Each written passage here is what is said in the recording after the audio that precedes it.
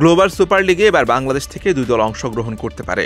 Defending champion হিসেবে টুর্নামেন্টে অংশগ্রহণ করবে রংপুর রাইডার্স, আর বাংলাদেশের প্রতিনিধি হিসেবে BPL champion Fortune Barishal global সুপে অংশগ্রহণের সুযোগ পাবে। বাংলাদেশ থেকে 2 দলের গায়ানা যাওয়ার সম্ভাবনা রয়েছে। অন্যদিকে এবার এই টুর্নামেন্টে রংপুর রাইডার্সের হয়ে খেলবেন শামীম হোসেন পাটোয়ারি। বিপিএল থেকে সময়টা ভালো যাচ্ছে শামীম হোসেন পাটোয়ারির।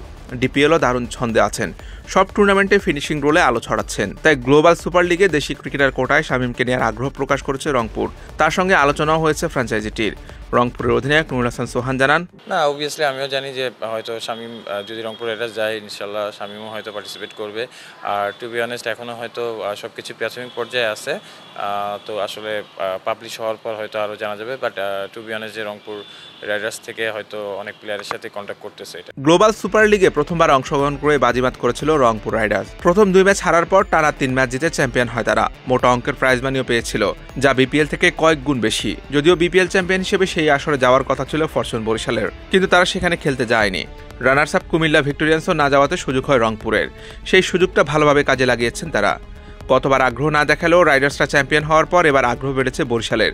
তারাও এবার টুর্নামেন্টে অংশগ্রহণ করতে পারে।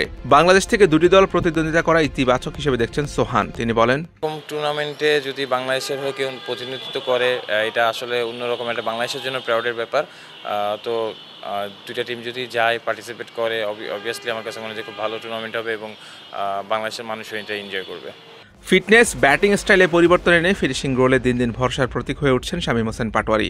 বিপিএল থেকে শামীমের ব্যাটিংয়ে পরিবর্তন চোখে পড়ে। বিপিএলে চট্টগ্রাম কিংসের হয়ে 15 ম্যাচে 352 রান করেছেন পাটোয়ারি।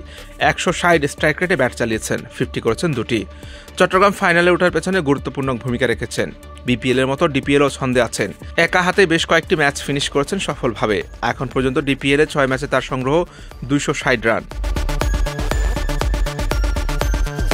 বিপিএল ডিপিএল এর ধারাবাহিক পারফরমেন্সের পর জাতীয় দলের আলোচনায় আছেন এই ক্রিকেটার। 2026-27 বিশ্বকাপকে সামনে রেখে জাতীয় দলের ওয়ানডে এবং টি20 ফরম্যাটে ফেরানোর কথা বলছেন অনেকেই। এমন ফর্মে থাকা ক্রিকেটারকে যে কোনো ফ্রাঞ্চাইজি নিজেদের দলে টানতে চাইবেন, এটাই স্বাভাবিক। এছাড়া 2023 বিপিএল এ রংপুরের হয়ে খেলেছিলেন পাটোয়ারি। গ্লোবাল সুপার লিগে শামীম রংপুরের হয়ে খেললে ঘরের ছেলে ঘরেই ফিরবেন। Hussain Arman, BD cric time.